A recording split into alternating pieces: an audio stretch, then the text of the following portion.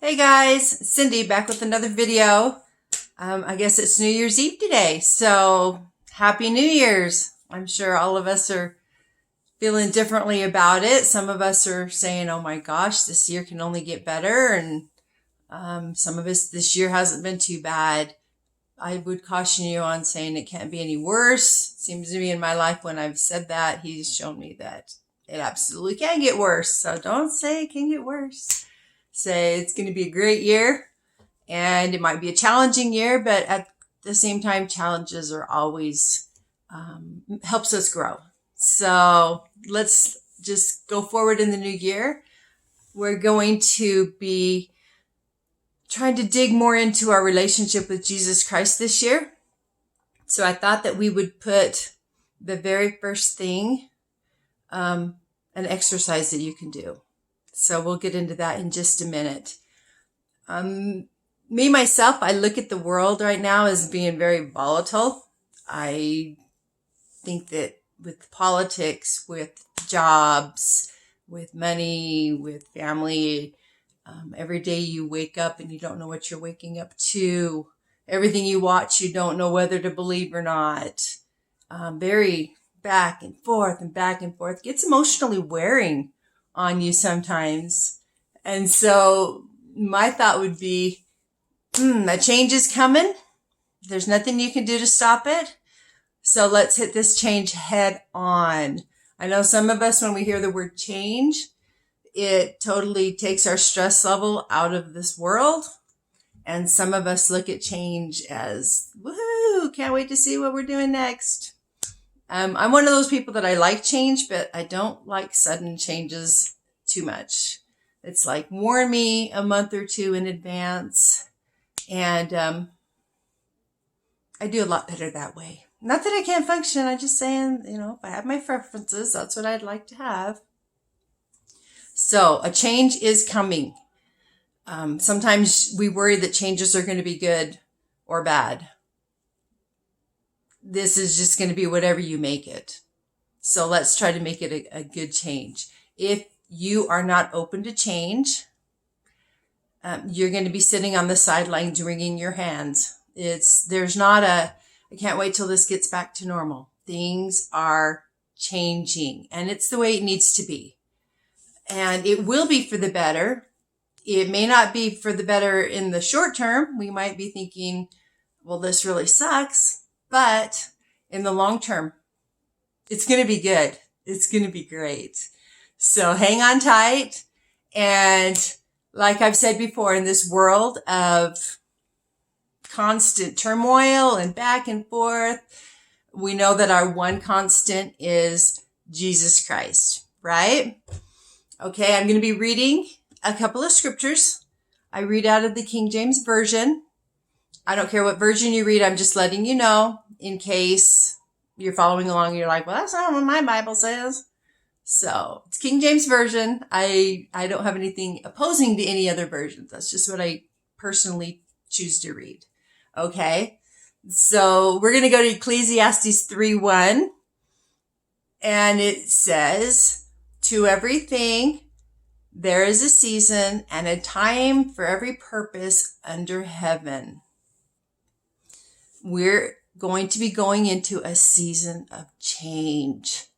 It's just what's going to happen. So in that season of change, let's read a couple of scriptures about where Jesus Christ lands in there. James 1:17. And as usual, I would tell you to read at least a couple of verses before, a couple of verses after, so that you can get the whole context of what he's trying to say. Reading one verse tends to lead to you deciding what that verse means, because that's how you feel at that moment. So to get the context that's being used in it, and if you can, read the whole chapter. Get your scripture reading in for the day. Read the chapter. So James 1:17 says, every good gift and every perfect gift is from above, and cometh down from the Father of lights, with whom there is no variableness, neither shadow of turning. No variable. If you are in a religion that teaches you that God is variable and just can't make up his mind, rethink yourself.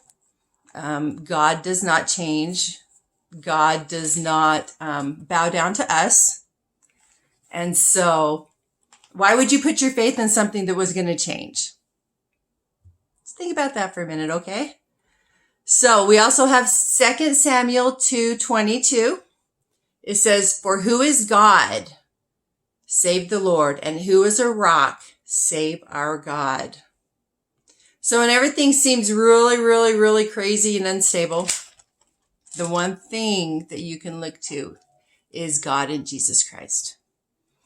I'm hoping it doesn't take him making our knees bow, because that's really painful. It's much easier to bow your knee. In the scriptures, it says every knee will bow and every tongue will confess. It is much easier to bow your knee than to have it bent. And so a lot of times the only way God gets your attention is through really, really bad times. And so I would say start the change. Start the change now. And do it for a year. It's going to be hard. The exercise I'm going to talk to you about today isn't easy. And you don't see immediate results, or at least I didn't. It took about 6 months, I think. So I don't know. I still work on it every day, but I thought I'd share it with you. So it's a daily endeavor, this relationship with Christ. And if you have not seen my video titled Friend, Acquaintance, or Whereof, you might go back and look at that just to give yourself a point of reference as to where you're at with him. If you're not quite in the friend category, set a goal. Make him your friend. So about 3.5 years ago, I stepped off the religion carousel. And at the time, I think I had it in my head that I had to go to church. I had to go to a church. And if the church I was not going to wasn't working, then we had to go to another church.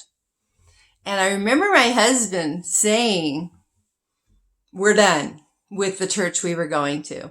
And I'm like, okay, so where are we going? It's not okay, let's just sit home and think about it. It's like, okay, you want to make a statement like that? Where are we going? And immediately I heard a voice that says, "You're going to come to me." Now, people might mock that and whatever. I actually have a relationship, and it's been for a long time now, where he literally speaks one-liners to me. I wish he'd speak more, but like I just told you, "You're going to come to me." And I'm standing there going, what do you mean come to you? Come back here. We need to have a little chat here. But nope, he was gone. "You're going to come to me," which left me going, what does that look like? Because I honestly thought I had a good relationship with him.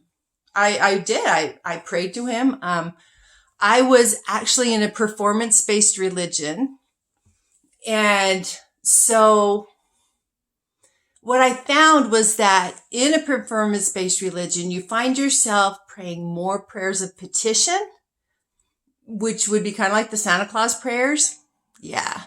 Because in a performance-based religion, you pray so that you can do, so that you can be blessed to do more. And then you pray so that you can do more, so you can be blessed more. And you end up on this never-ending cycle.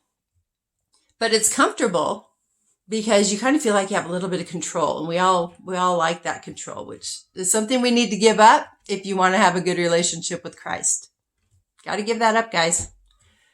So I found out that as I stepped away, that I had more of a relationship in what I was doing than I did with Christ. Even though I thought I was doing it all for him, it was wake up in the morning, what can I do today? What can I do today? And make him happy and make him want to bless me more and stuff like that. And so what what I needed to do is I needed to find him. So we started going to churches, and that was 3.5 years ago. I might go into that in another video on my walk through there, but today we're talking about Jesus Christ, okay? So for this exercise, you need to do a visualization. I'm okay with visualizations. I can't do like meditation because when I'm sitting there really, really quiet, my mind wanders a lot. And I'm like, oh, visualize that you're here doing this. And I'm like, what is that? What am I going to make for dinner?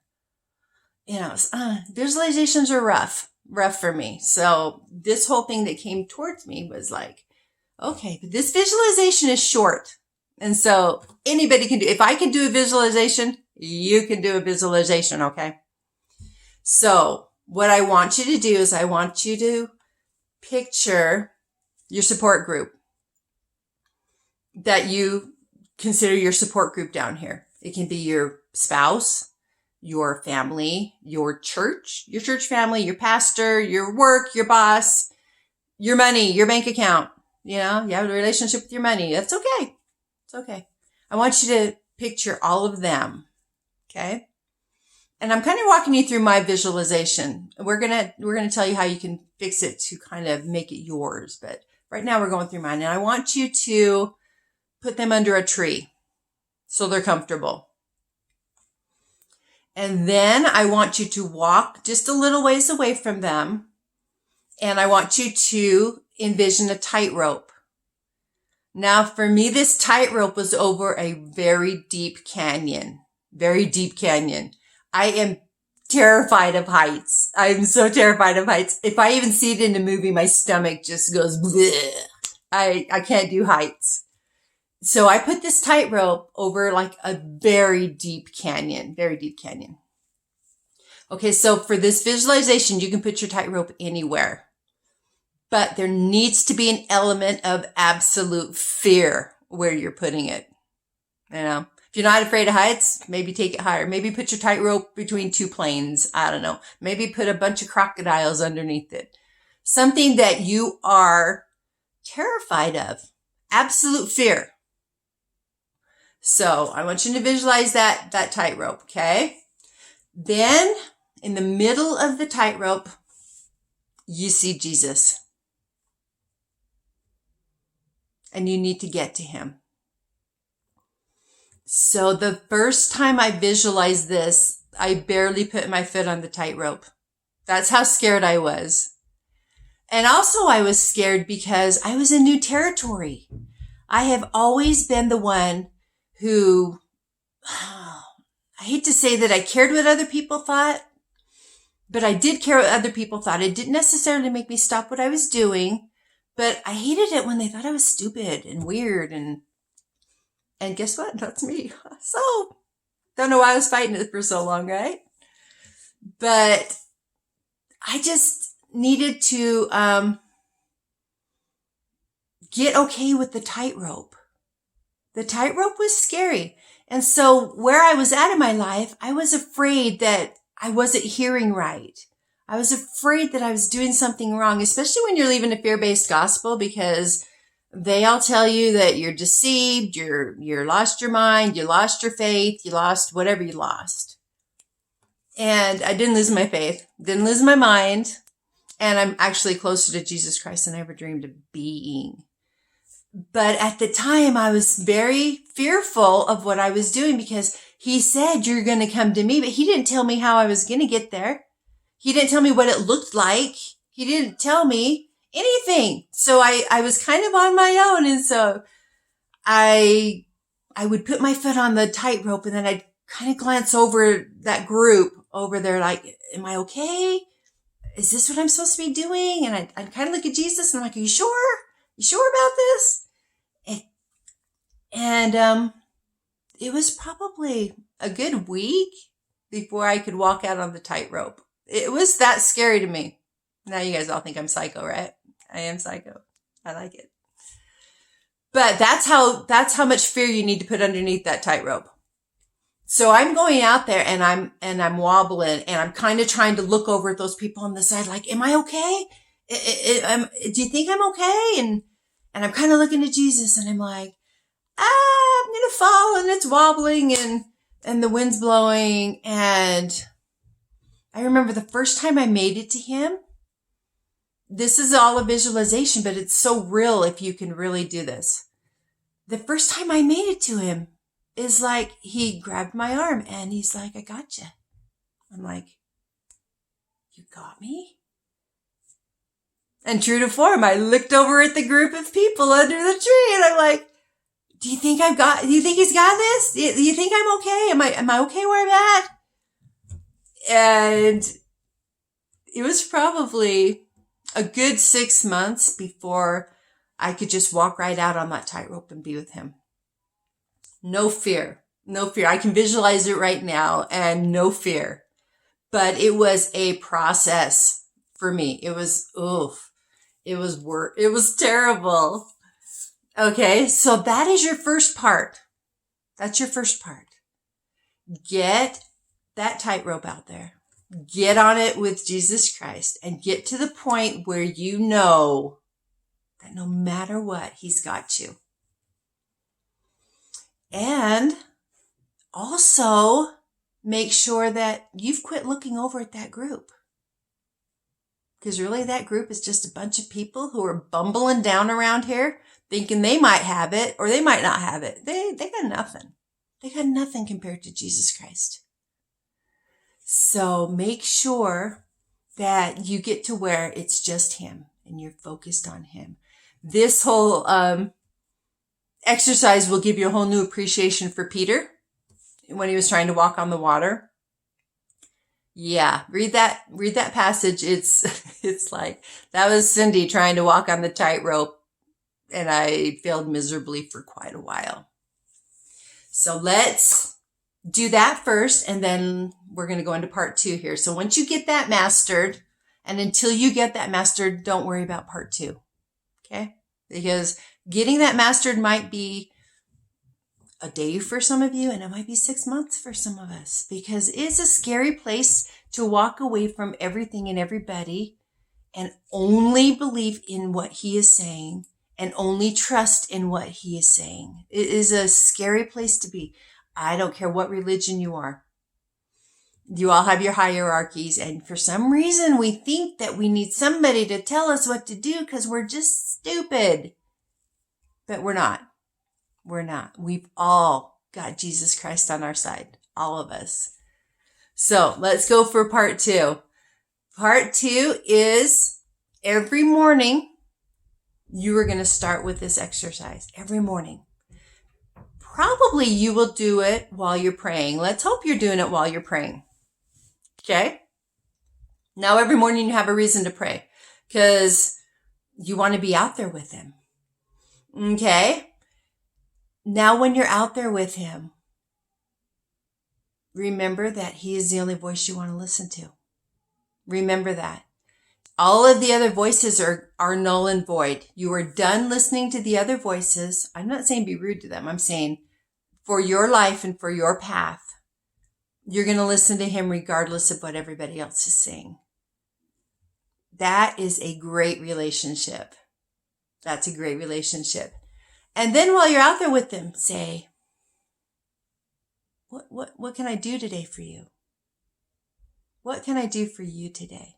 I'll do whatever you want. I'm yours. Okay, so this is totally reversing everything we've ever done. Because a lot of us wish we could pray more, but life gets in the way. Work gets in the way. Oh, I fell asleep. I can finish my prayer.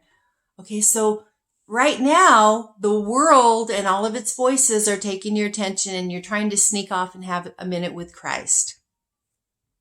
Now you're going to flip that world upside down, just like we read in Acts 17:6.